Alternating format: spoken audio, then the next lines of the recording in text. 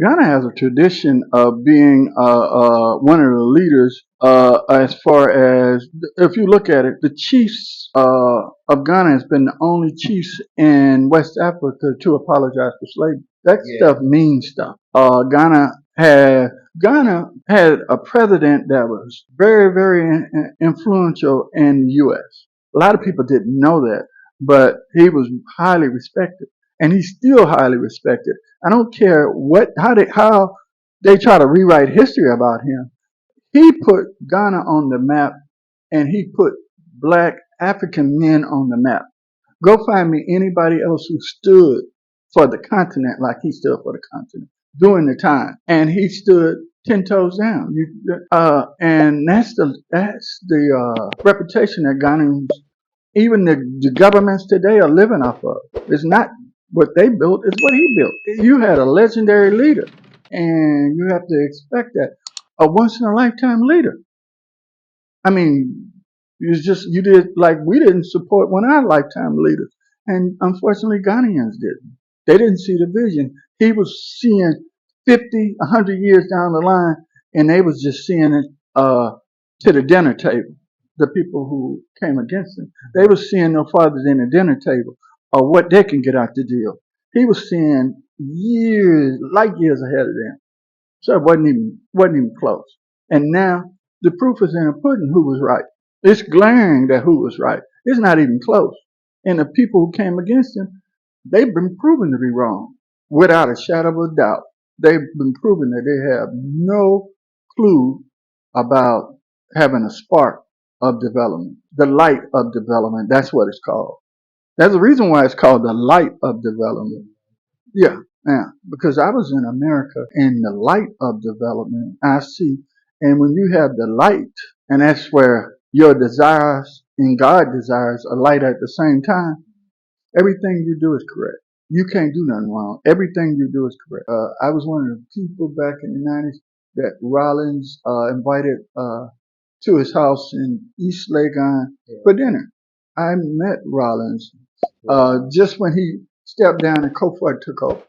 Oh, Okay, and that's when he was inviting people and over for dinner, and yeah, I was one of the few people who was lucky enough to sit down and have dinner with. how does it feel like? To be honest with you, I was a bit ignorant of it because he was very charming and very down. It wasn't a lot of pomp and circumstance. I've been around. I've been lucky. I've been around a lot of famous people. I don't know how in the hell it was nothing to do with me. I just happened to be in at the right place at the right time to and it was a lot of pomp and circumstance around them, and they really wasn't that famous. Where this guy was the president and was at the time was very famous, and he was very down there, very straightforward. I look at Rollins as far as laying the foundation for the stability of. If you look at Rollins' tenure as as president, and you look at other countries during that time, there was a tsunami of coups. West Africa was the most unstable place in the world. Nigeria had coups after coup after coup. Togo, you name it, Senegal, all of West Africa. Ivory Coast, Burkina Faso, you name it. It was cool. You would wake up, there would be a coup in the morning. By noon, there would be another coup, and by that evening, there would be another coup. It was but in Ghana, it was stable, Yeah. and that in itself set the stage for Ghana in this smooth transitions in government because the people refused to have chaos. They refused to have disorder. And he set the stage for that. That has to be set.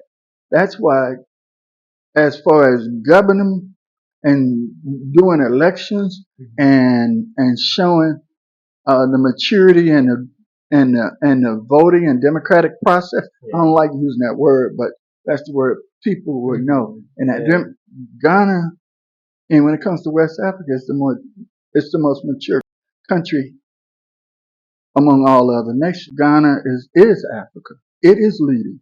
If you look at a lot of the things that correlate into, do you know that some of the most successful people, if you look at pure numbers, based on pure numbers, you'll hear Nigerians say they're the most successful, but the statistics say Ghana are. They just not loud about it.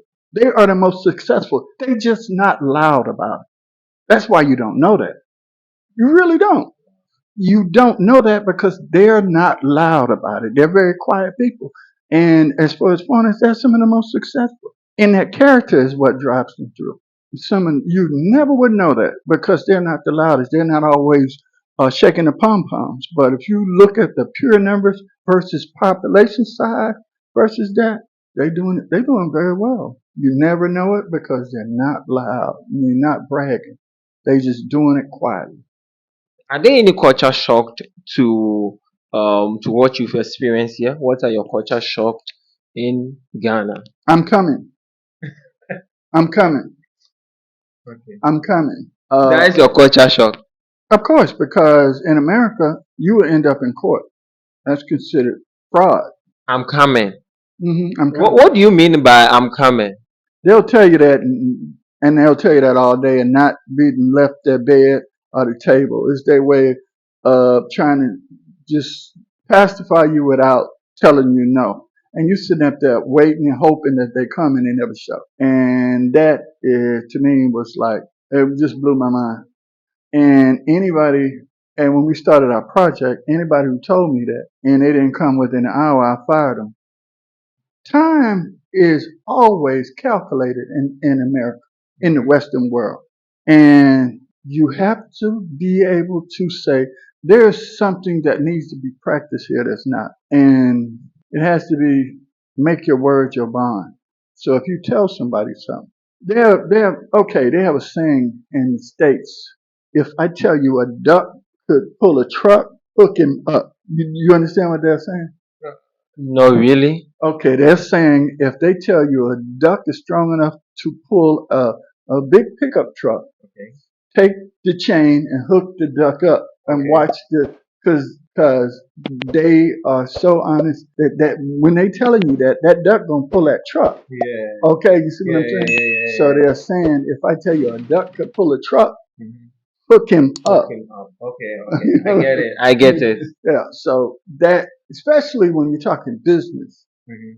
that's the basis, the simple basis of developing relationships. Because all business is a relationship. Mhm. Yeah, If that's you if you damage that part, then there's no way that you can have a thriving business because you can't get the basics together, and that's your word. Business is based on relationships, which is based on trust. true. If you damage the trust, then you never will be able to. In some 5 years to come, how do you see the moving transition to Ghana or to Africa gonna be like, and what is the benefit in it? It has to be organized.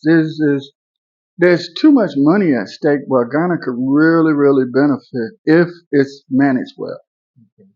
This could be managed well. You can get you about 5 or 6 billionaires out of this if it's managed well. But Ghana doesn't have the right structure set up, and the people are put at risk. Here's the issue that Ghana has: the government. This could really solve the government problem. They struggle with getting foreign exchange. Okay. Do you know if you can get enough Black Americans or Ghanaian Americans to move back and transfer the monthly salary of or the retirement salary of them into Ghana?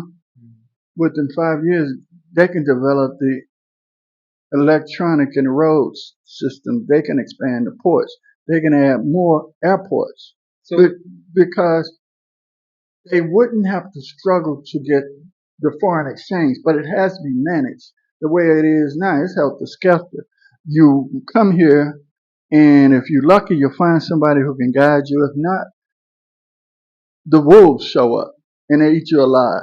The thing is to get rid of the wolves and make the transition smooth because every time they come here, yo, GDP will jump in leaps and bounds. Remember, GDP and leaps and bounds. If you can use those dollars to improve your GDP, you can jump in leaps and bounds. If you can jump in leaps and bounds, then you can get more businesses to move here. You can get more investment.